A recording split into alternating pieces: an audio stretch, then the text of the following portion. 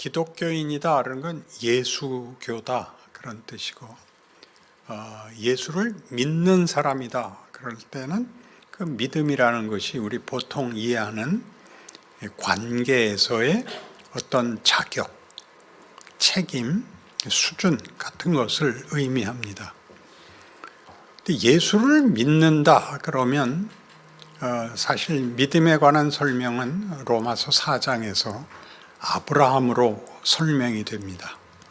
우리 지난주에 했던 것은 이제 그 앞에 아담의 그 불순종이 있고 죄가 들어오고 그 사망이 운명이 되고 그래서 모든 인류가 죽어나가는 그 역사 속에 하나님이 아브라함을 불러내셔서 복을 약속하십니다.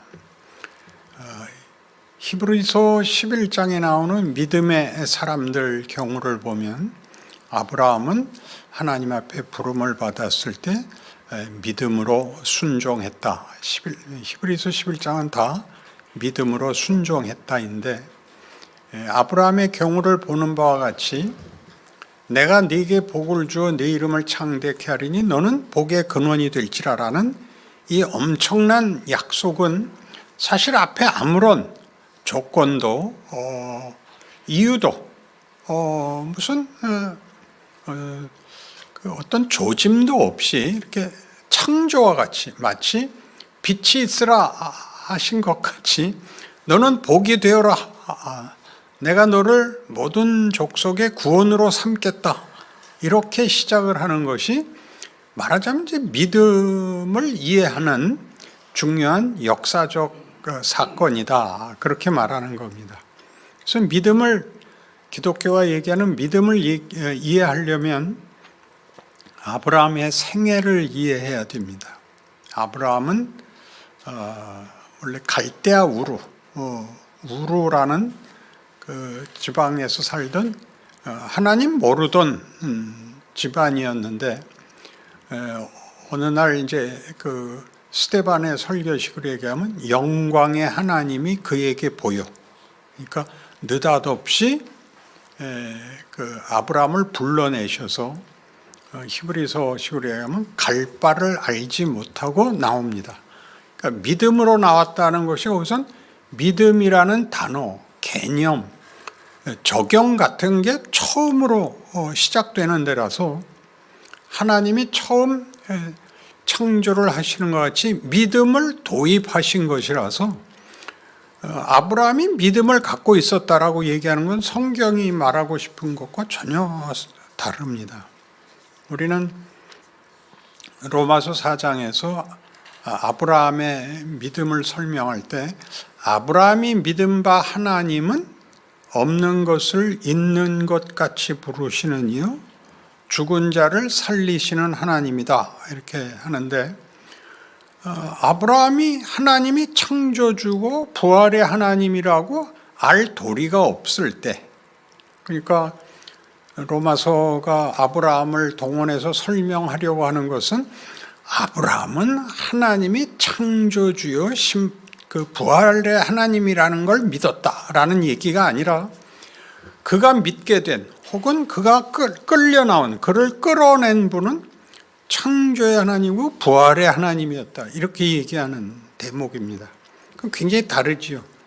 아브라함이 하나님을 이런 분으로 알고 믿음으로 쫓아나왔다가 아니라 그를 불러낸 하나님은 알고 보니까 창조, 없는 것을 만드시는 분이요 망한 것을 뒤집을 수 있는 분이더라, 이렇게 얘기하는 것이 아브라함 생애인 것입니다. 그래서 아브라함의 생애가 믿음으로 어떤 실력을 가지게 되는 것은 창세기 22장에 가서야 이삭을 바치라 할 때 비로소 그런 자리에 가는 것이고, 12장에서는 정신이 하나도 없습니다.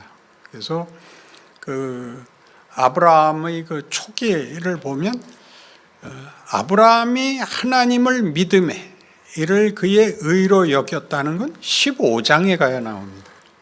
15장까지 무슨 일이 있었느냐 하면 부름을 받아서 본토 친척 집에서 끌려 나와 이제 가나안 땅에 들어왔는데 그 흉년이 들어서 애굽으로 피난 갔다가 그 모르는 동네에서 그 아내 때문에 피해를 볼까봐 종종 그 여자를 뺏기 위해서 남자를 죽이는 일들이 있었던 사회니까 누이라고 속였다가 바로가 그 부인을 뺏어갔는데 모르고 동생이라 그래서 데려갔는데 꿈에 하나님이 나타나서 너 죽을래?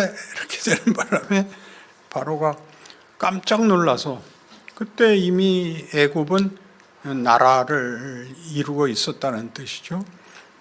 그 고대에 아직 흔치 않았던 거대한 나라의 왕이 깜짝 놀라서 그 아브라함에게 신뢰를 범한 어떤 보상들을 이렇게 해주죠. 그래서 그 경우도 겪고, 그다음에 올라와서 이제 롯과 헤어지고, 또 그 헤어진 롯이 그 소돔 성에 가서 살아서 거기 있는 어떤 연합군과 어떤 연맹군이 이렇게 5왕쯤이 그 서로 적대 행위를 해서 두 파로 나누어서 전쟁 중에 롯이 잡혀가고 재산 다 탈취해 간 걸 쫓아가서 뺏어오는 일까지, 그러니까 하나님이 그 일을 겪게 하시고 함께 하셔서 그러하여금 조금씩 하나님을 알게 되는, 그래갖고 15장에 와서야 하나님이 나타나셔서 뭐라 그러냐면 아브라함아 두려워하지 마라. 나는 너의 방패요 너의 큰 상급이니라. 이렇게 되죠. 그러니까 아브라함이 그때쯤 돼서 이제 하나님에 대해서 어렴풋이 경험이 생겼기 때문에 하나님 저한테 뭘 주시겠습니까? 그 우리 엘리에셀이라는 그 다메섹 출신 입양한 아이 기르고 있는데 나는 후사가 없으니 이해나 잘 기르게 해 주십시오. 그러니까 하나님이 그딴 소리 하지 마라. 내가 네 몸에서 네 혈육으로 후사를 삼겠다. 그리고 데리고 날아가서 하늘의 별을 봐라. 요새는 뭐 우리 나가서 봐도 안 보이죠, 별이. 그 별은 정말 바닷가에 모래같이 많은데 네 후손이 장차 이같이 되리라 했더니 아브라함이 이를 믿습니다. 그래서 그때야 하나님이 이를 그의 의로 여기셨다. 이렇게 되죠. 그리고 그 후에 또 많은 사건이 있죠. 뭐 대표적으로 소돔 고모라를 멸망시키러 온 천사들을 만나게 되고 기도하게 되고, 그 후에 이스마엘을 낳게 되고 사라와 그 하갈 사이에 불편해져서 쫓아내고, 그다음에 하나님이 아브라함에게 내가 네 후사를 내년에 주겠다. 아브라함이 웃죠, 속으로. 내 나이 99이고 내 아내는 90살이나 됐는데 무슨 애를 낳겠습니까? 그다음에 또 한 번 더 이제 사라에게 그 말을 하자 사라도 웃죠. 거기서는 하나님이 놀리십니다. 너 웃었다. 그니 네 아들 낳으면 이름을 이삭이라고 해라. 그러니까 웃음이라고 해라. 그러니까 너 웃었다. 예, 원래 의미는. 근데 나중에 낳고는 하나님이 진정 나를 웃게 했다. 이렇게 믿지 않았죠, 말하자면. 기대 안 해서 하나님 농담하지 마십시오였는데 정말 낳고는 정말 날 웃게 했다. 이 지경까지 오고 나서야 그 다음에 그 이삭을 잡아라가 나오는 겁니다. 굉장히 긴 세월이죠.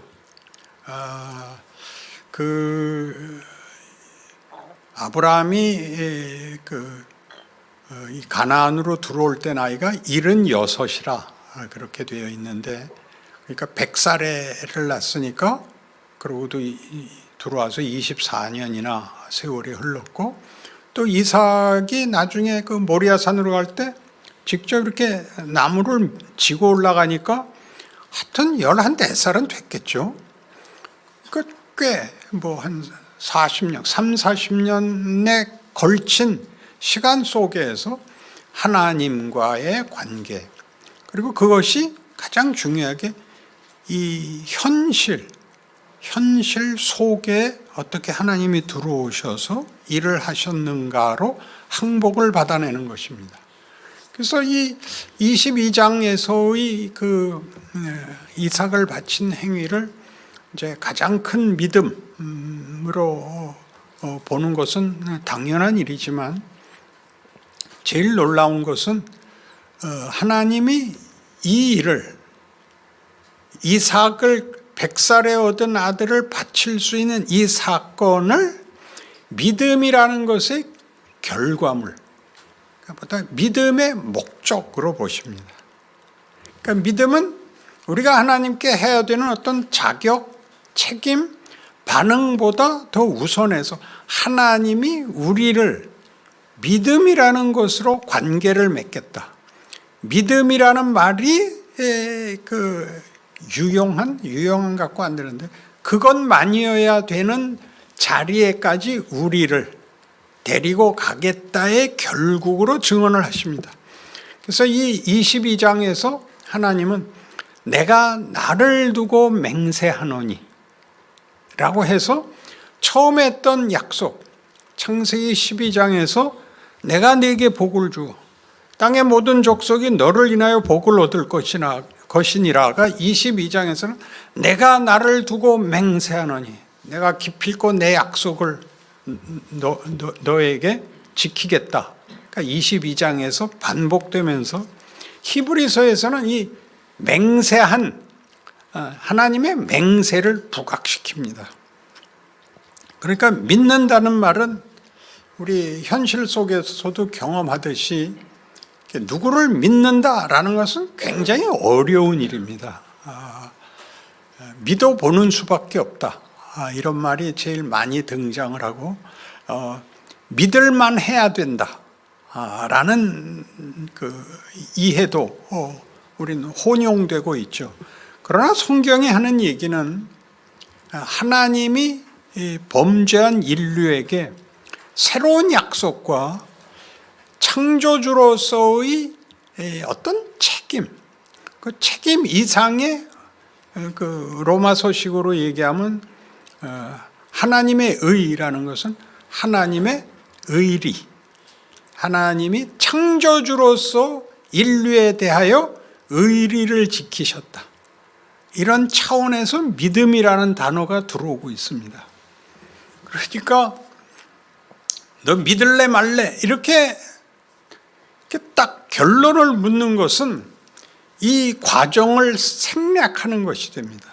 그러니까 믿음은 자라나는 것이고 그 이해가 자꾸 깊어지는 것이고 성숙하는 것이지, 시도 때도 없이 이렇게 확신으로 얘기하는 것은 믿음이 우리 현실 경험 속에서 겪다시피 확신이 있었다가 없어지고, 또 이제 다시는 안 흔들리겠다라고 분명했었는데 또 아니고 하는 일들이 일어나는 것은 이 일이 성숙하는 문제, 과정을 가지고 경험 속에서 만들어지는 것이라는 것을 놓치기 때문입니다. 과정이 있고 경험 속에서 만들어진다 그러면 이제 우리 기독교 신앙인들 속에서도 그 설명이 강조되지 않는 것이라서 조금 이해를 하셔야 됩니다. 하나님의 일하심의 가장 큰 본질적 특징이 뭐냐 그러면 대부분 초월을 생각합니다. 있을 수 없는 일을 하시는, 창조, 부활 다 이 자연 법칙을 벗어나는, 깨는, 그것보다 큰, 이렇게 생각을 하는데, 하나님은 이 모든 일을 기적을 어디에서 기적을 행하시느냐 하면 시간과 공간 속에다가 이 초월을 넣는단 말이죠.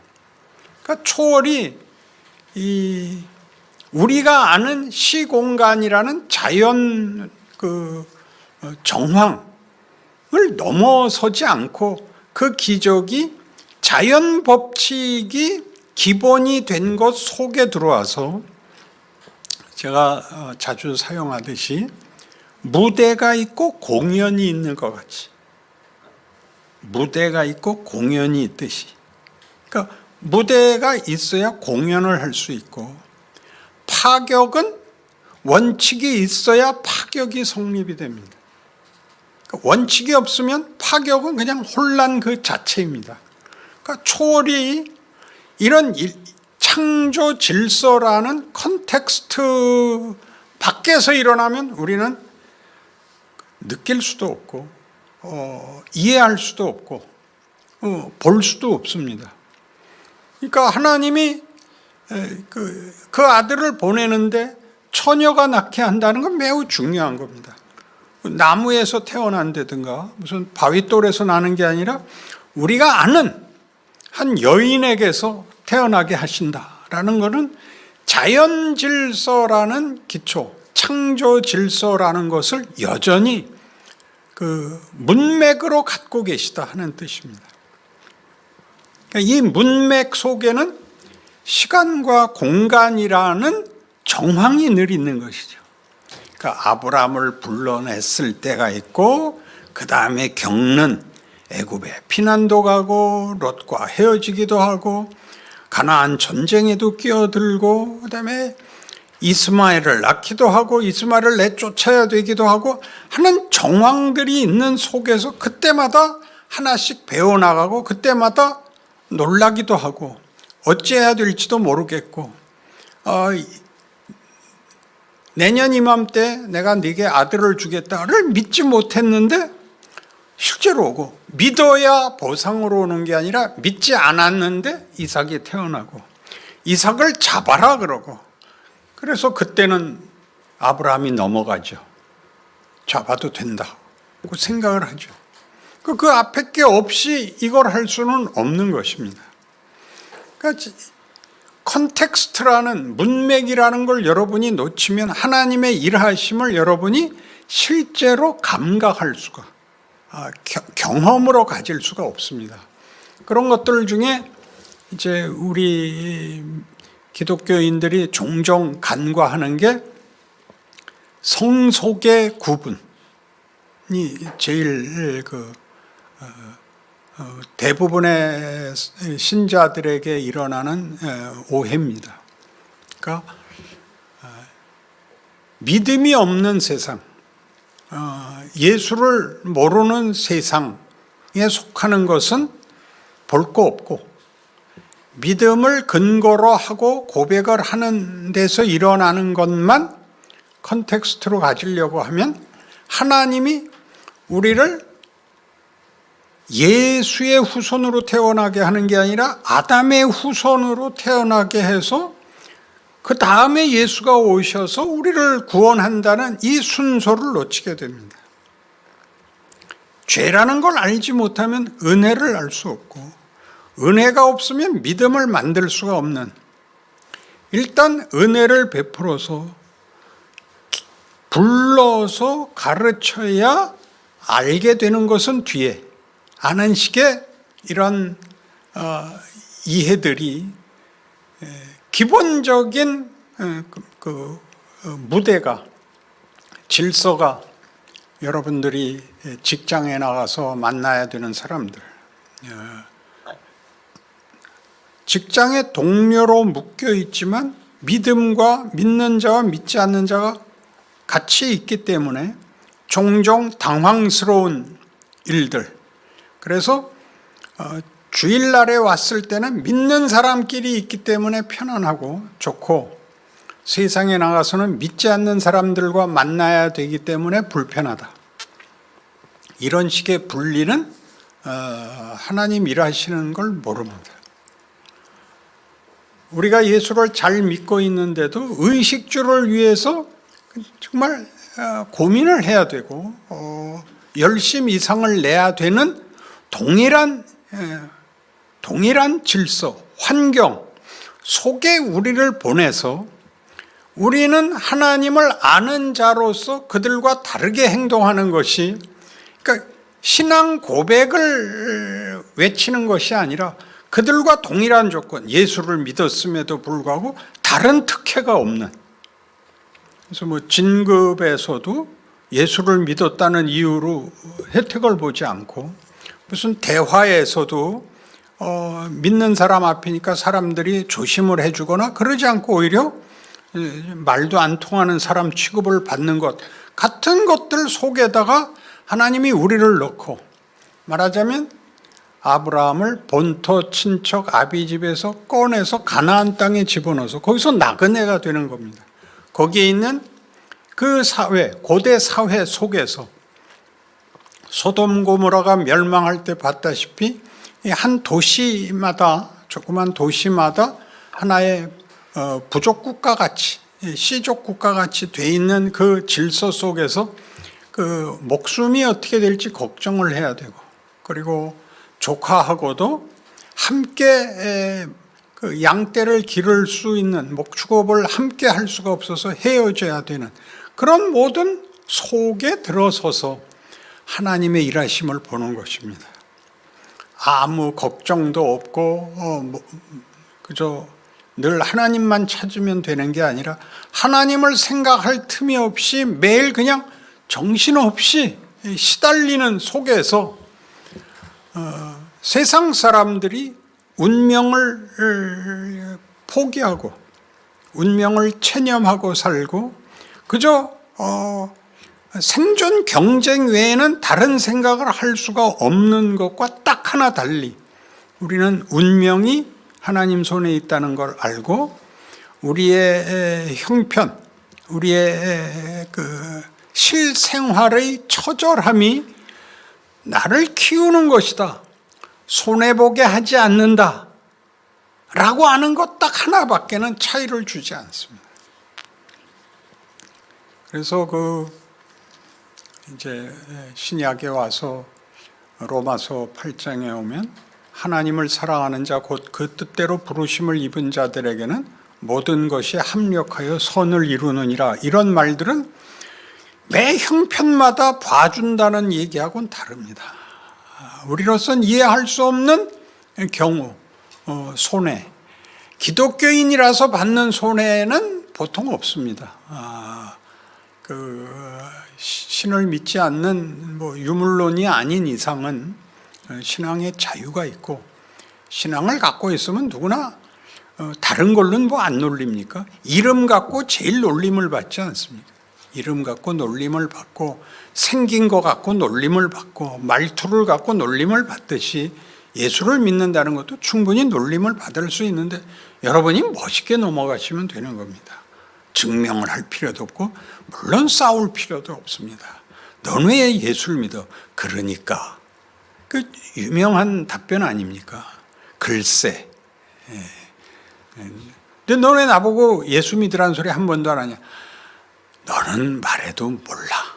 그때 한 번 쓰세요. 왜 너 말이야, 너 이대로 살다가 죽으면 너 지옥 가, 이렇게 말할 필요 없습니다. 이거 많은 사람이 이거 잘못 해석하면 안 되는 건데, 그런 말은 이제 컨텍스트가 무르익어서 이제 결국 이 대화를 해야 됩니다, 서로. 야, 도대체 인생은 뭘까?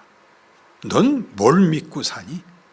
넌 이 고단한 인생을 뭘로 견디니? 그럴 때 우린 좀 다른 비법이 있어, 이렇게 되는 거죠. 그게 뭔데? 넌 말해도 잘 모를 테지만 네가 물으니까 해주는데 비밀이야. 예수를 믿는 거야. 야, 너 예수쟁이야. 아이, 내가 너 놀리지 말라 그랬지. 너 다시는 내가 솔직하게 얘기 안 한다. 그런 식의 대화를 해서 쌓아가야죠. 속엔 얘기가 나오고, 야, 너희는 이런 때는 어떻게 하냐? 우리도 대책은 없어. 우리는 그냥 잘 견딜 뿐이야. 이렇게 이 사람이 얘기하는 건 여태껏 무식한 것들이 하는 거하고는 좀 다르다.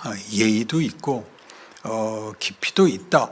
이렇게 믿음이 창조 질서가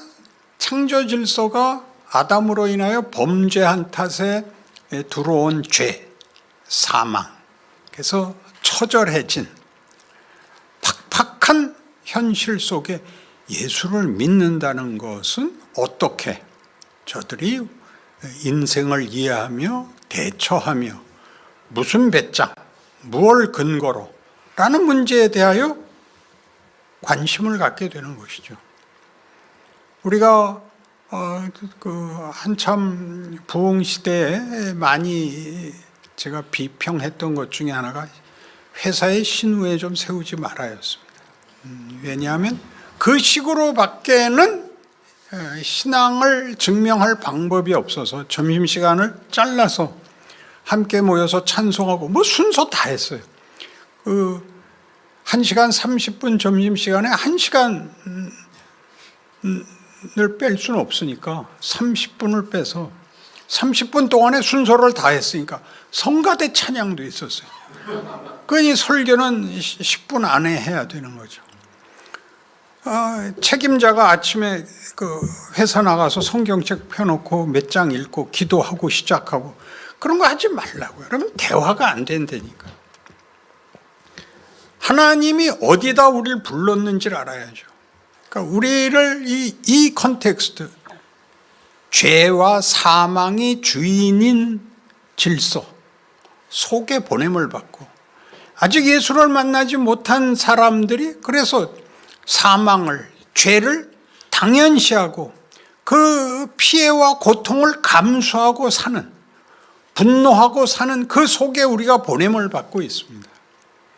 거기서 우리는 꼭 도덕성과 종교성에서 우월해서가 아니라 우리는 견딜만 한 거죠. 어려워도 그게 치명적인 운명이 되지 않는 약속 속에 있는 어떤 여유, 어떤 차이 같은 것들이 하나님이 그 아들을 보내어 세상에 구주로 보내셨을 때 그의 이름을 임마누엘이라고 한 것처럼 아브라함이 가나안에 들어감으로써 가나안 일대가 사실은 하나님을 만나게 되는 것이며 모세가 이스라엘 백성을 데리고 애굽에서 이렇게 나옴으로써 그들이 애굽에 노예되었던 데서 탈출하는 정도가 아니라 이 죽음으로 봉쇄됐던 애굽이 탈출구가 생기는 게 쇼생크 탈출입니다.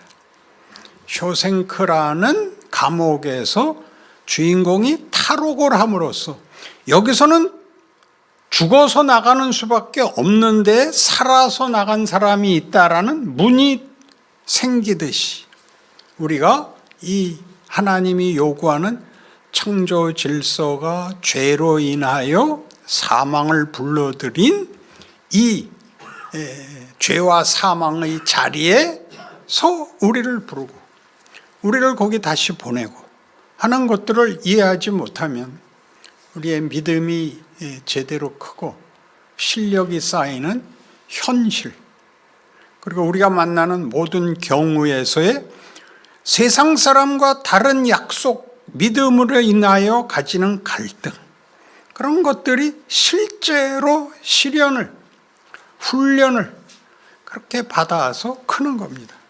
그게 없고 늘 결론을 얘기하는 거에 불과한 신앙의 반복이니까 30년, 40년을 믿어도 발전이 없죠. 교회 와서 의례적인 말들을 주고받고 그 다음에 세상에 나가서는 쪽도 못 쓰고 그건 무슨 어떤 도전이고 어떤 시험이고 내 실력이 어디까지 와 있는지 확인할 생각 자체를 안 하고 있으니까 조금 위로가 되는 말이 없을까요? 그러니까 여러분의 신자된 인생의 팍팍함은 하나님이 여러분을 돌보지 않는 것이 아니라 제대로 훈련을 시키고 있어서 생기는 겁니다. 이렇게 모든 훈련에서 제외되거나 이렇게 되는 건 이제 의무실에 가 있는 겁니다. 그러니까 그거는 현실적으로 손해입니다. 받아야 하는 훈련, 받아야 하는 교육, 받아야 하는 실현 이런 것들이 나를 만드는 하나님의 기본 틀입니다. 기본적인 방법입니다. 거기에 우리를 우리가 실패하는 것도 유익이 되고, 우리가 절망하는 것도 유익이 되고, 우리가 포기하는 것까지 우리에게 쌓여서 후회하게 하고, 그래서 지나간 다음에 깨우치게 하는 이런 방법으로 하나님이 하나님 되심을 우리가 실제로 경험하여 우리의 이해와 항복을 받아내겠다 하는 것이 기독교입니다. 하나님이 육신을 입고 찾아오시는 종교인 것입니다. 그러니 이상론을 펼치고 신앙 무슨 신앙 절대주의를 외침으로써 이렇게 현실적 어려움, 성속의 분리라는 식의 원색적인 그 주장으로 스스로의 구체적인 신앙인으로의 시련을 외면하는 일이 없는 아브라함의 이야기가 되어야 할 것입니다. 아브라함이 믿은 바 그 하나님은 뭐라 그랬죠? 없는 것을 있는 것 같이 부르는 하나님이요, 죽은 자를 살리는 하나님입니다. 그러니까 이 신앙 고백, 이 우리가 아는 이 기독교의 믿음 안에는 우리를 그리스도 예수 안에서 하나님의 사랑에서 끊을 것이 없고, 우리가 겪는 모든 것이 합력하여 선을 이룬다 라는 선언 속에서 펼쳐지는 구체적 하나님의 교육 방법이요, 일하심이요, 인류를 구원하는 십자가의 방법이요, 성육신입니다. 그런 자기 이해와 인생 이해와 실제 구체적 현실에 대한 이해를 가지시고 여러분들 승리하시는 모두가 되기를 바랍니다. 질문하십시오. 아까 전 집사님이 저한테 했던 질문을 약간 소개할까요? 예? 예. 저는 박 목사님 많이 좋아합니다.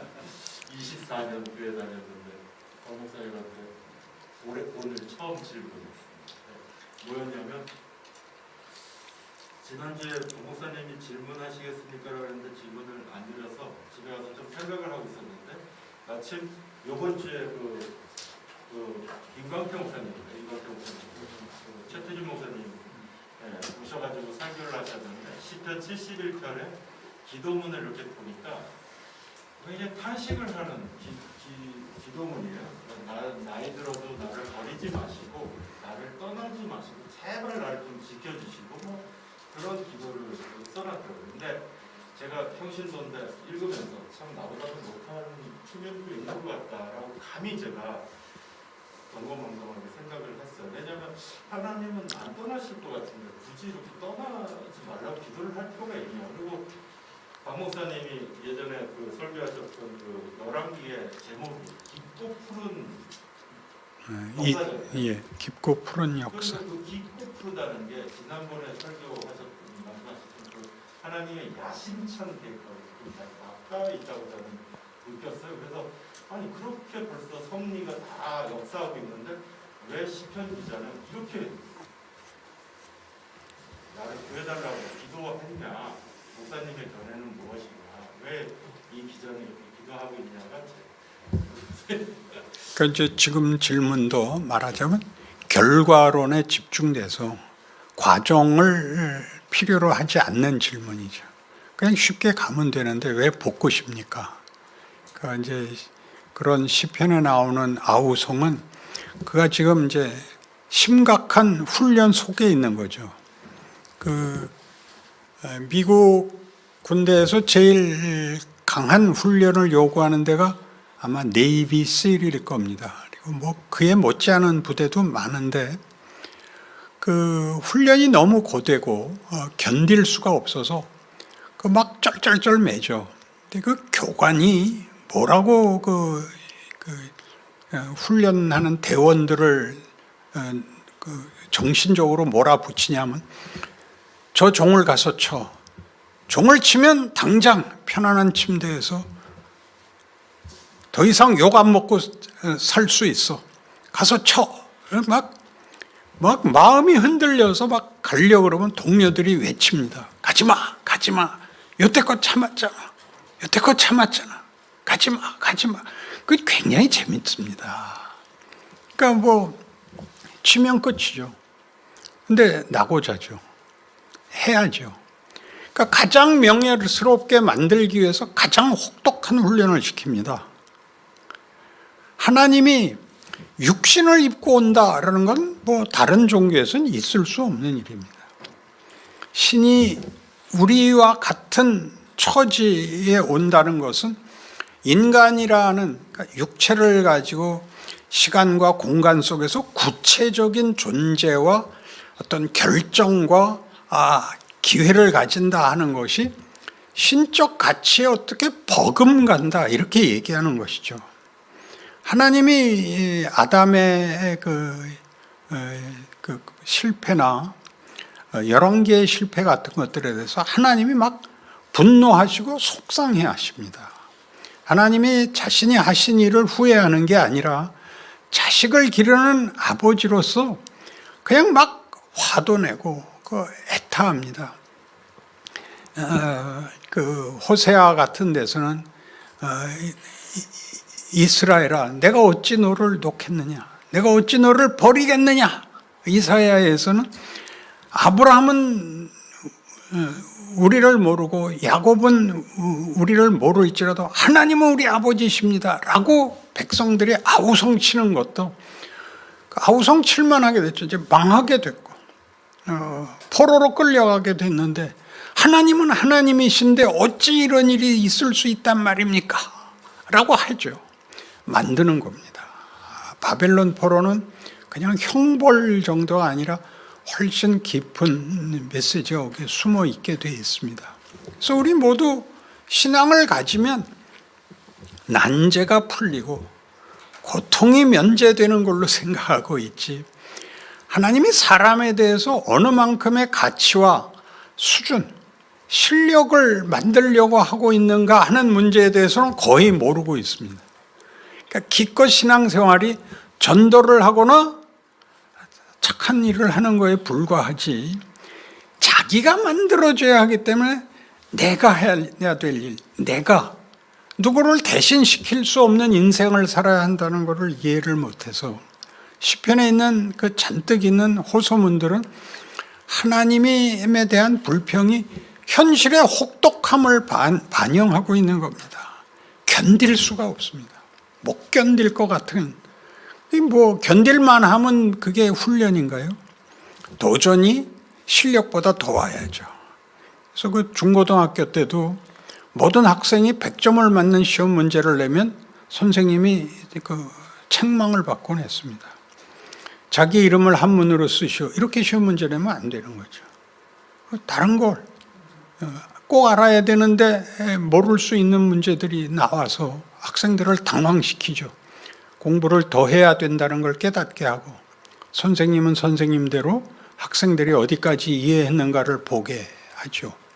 그러니 성경의 그 많은 구약 역사의 그 처절함은 하나님의 진정성입니다. 그 인간이라는 존재의 가치의 진정성입니다. 그게 쉽지 않습니다. 열심히 기도하면 되고 하는 거는 한 5살까지 쓰는 겁니다. 때를 쓰면 됩니다. 그러나 그 다음부터는 맞습니다. 왜 때리세요가 나오고 난 우리 엄마가 미워 그런 얘기가 나와야죠. 왜 그러느냐?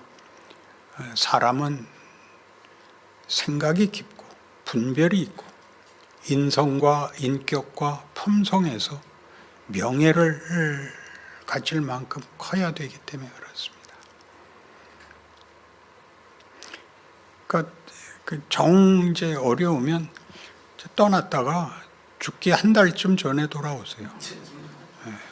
그러면 됩니다. 그러면 아무것도 못 배우죠. 그 컨텍스트를 이해한다 하는 거는 두고두고 생각하십시오. 각각의 컨텍스트가 다 다르면서 다 같죠. 사는 이야기고, 그런 각각의 경우가 이렇게 저렇게 다르지만 결국은 다 같은 겁니다. 인간이 뭐야? 인생이 뭐야? 넌 뭐야? 이렇게 묻는 겁니다. 그래서 세상은 사실은 답이 없습니다. 세상은 지면 안 돼. 너 지면 큰일 나. 모두가 다 이리 때야. 그러는 거고, 예수를 믿으면 얘기가 다르죠. 하나님이 우리를 영광과 명예와 위대함으로 부르고 있어. 그러는 것이죠. 질문 없으면 마치겠습니다.